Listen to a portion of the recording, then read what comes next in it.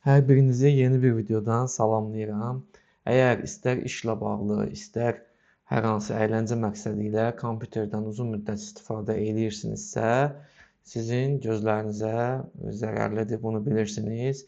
Ancaq bir neçə addım var ki, bu addımları etsəz, yerinə yetirsəz, bu zərəri minimuma endirə bilərsiniz. Gözlərinizə istirahət verə bilərsiniz, özünüzə istirahət verə bilərsiniz.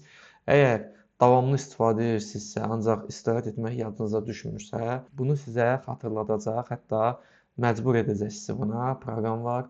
Bu proqram haqqında danışacağıq, ancaq danışmamışdan öncə bir neçə ayarı dəyişdirməyiniz məsləhətdir. Onları qeyd edək. Ondan sonra həmin proqram haqqında da məlumat verəcəm. Kanala abunə olun, bildirişləri açın. Biz isə keçirik videoya.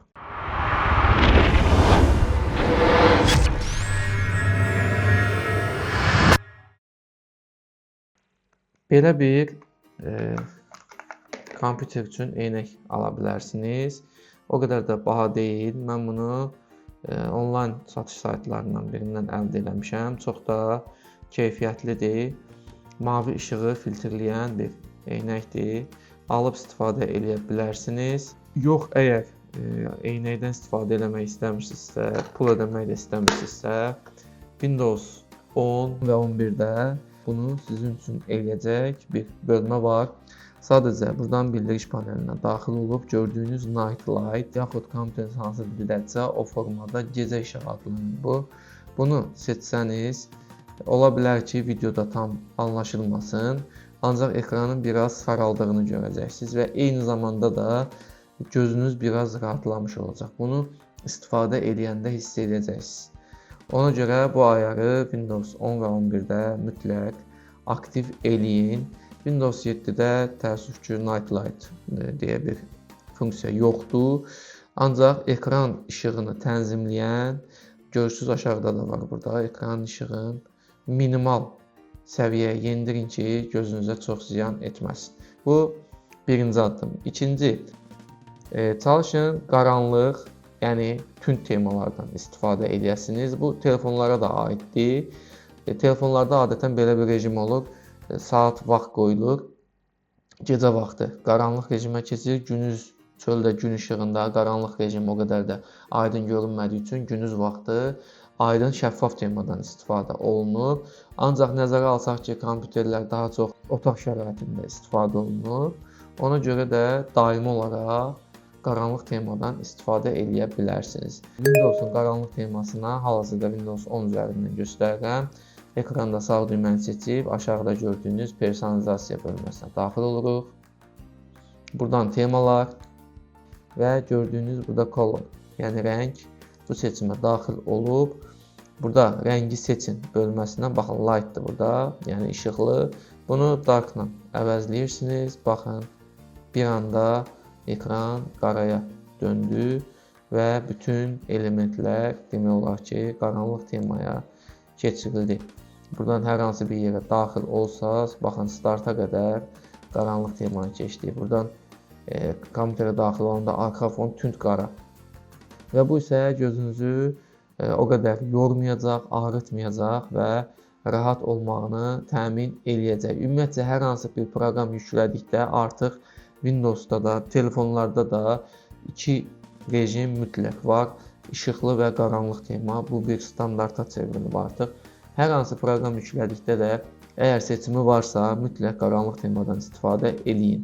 Bundan sonra gəlirik ən çox istifadə etdiyimiz sənəd işləri ilə məşğul olursunuzsa, Microsoft paketindən istifadə edirsinizsə, gəlin onu da qaranlıq temaya necə keçirirlər, onu da izah edeyim. Baxın, Word üzərindən izah edirəm. Microsoft Word-ü açırıq. Artıq qaranlıqdır, yəqin ki, avtomatik keçirilib. Əgər keçirilməyibsə, baxın, bəli, avtomatik keçirilib. Baxın, sistem ayarlarından istifadə edir. Yəni, sistemi qaranlıq etdik deyə, burada da qaranlıqdır. Yox, əgər sistemi etmirsinizsə, tək bunu etmək istəyirsinizsə, sistemdə lightdırsa, ancaq sırf burada qaranlıq eləmək istəyirsinizsə, baxın, bu bölmədən dark grey yazılıb, biraz açıq qara, qara yazılıb. Bu isə ağdır. Bu ikisindən dark grey və black rejimindən istifadə edirsəz, buradan daxil olsaq yeni sənədə, Baxın, arxa fon tam qaranlıq, ümumiyyətcə bütün alətlər, sətri hamısı qaranlıq temaya keçirildi. Ən sonda isə əvvəldə qeyd etdiyim proqram haqqında sizə məlumat verəcəm. Bunu gəlin yükləyək. Mən test eləmişəm. Çox normal işləyir. Adı Breaktimer'dir. Bu rəsmi saytıdır. Açıqlama hissəsindən linki yerləşdirəcəm, keçə bilərsiniz. Kiçik həcmli, ancaq böyük işlər görən bir proqramdır. Buradan yükləyirik. Windows, macOS və Linux dəstəyi də var. Windows'dayıq. Windows üçün yükləyirəm.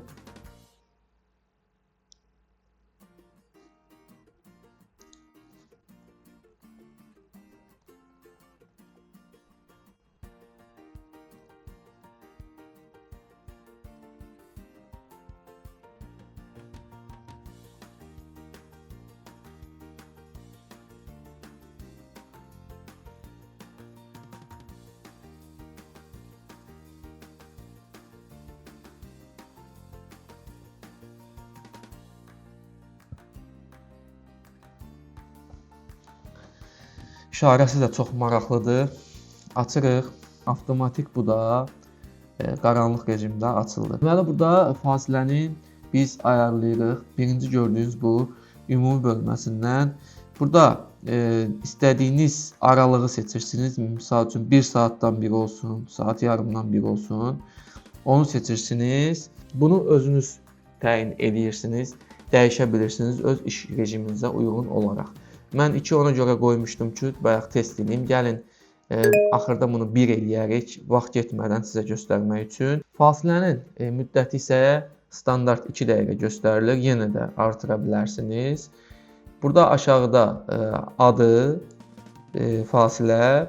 Burada gördüyünüz bu mesaj avtomatik gəlir. Dəyişə də bilərsiniz. Burada qeyd edilib ki, gözlərinizə istirahət verin, ayaqlarınızı uzadın, istirahət eləyin, nəfəs alın. Bu cür, yəni sözlər yazılıb, ancaq siz bunu dəyişə də bilərsiniz. Silib istədiyiniz zövqünüzə uyğun bir mesaj yaza bilərsiniz. Fasilə yarananda həmin mesaj ekrana çıxsın. Hələlik dəyişdirmirəm, qalsın.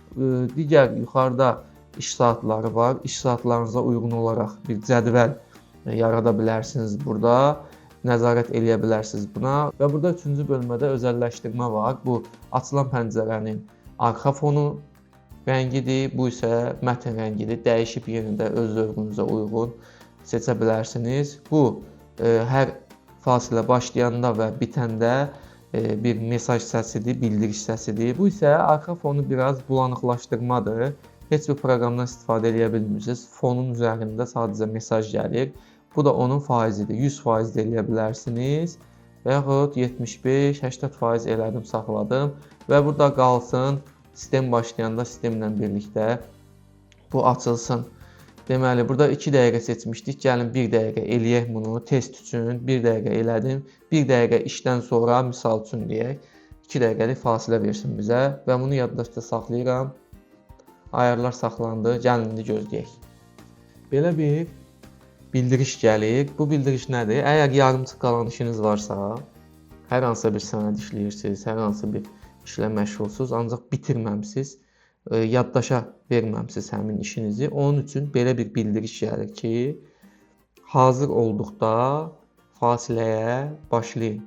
Bunu start deyə seçsəz, fasilə o dəqiqə başlayacaq. Seçməsəz də qısa bir müddət sonra özü gözləyib fasiləni özü başlayacaq. Gəlin start seçək, çox vaxt itirməyək. Baxın, belə bir bildiriş gəldi. Geri sayım. Burada aşağıda biraz əvvəlki mesaj, yenə dediyim kimi istədiyiniz mesajı oraya yaza bilərsiniz və baxın, heç nədən istifadə eləmək olmur. Aktiv deyil.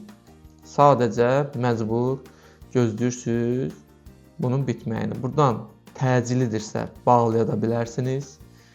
Ancaq məsləhət deyil. Təbii ki, bunu quraşdırmaqda məqsəd özümüzə istirahət verməkdir.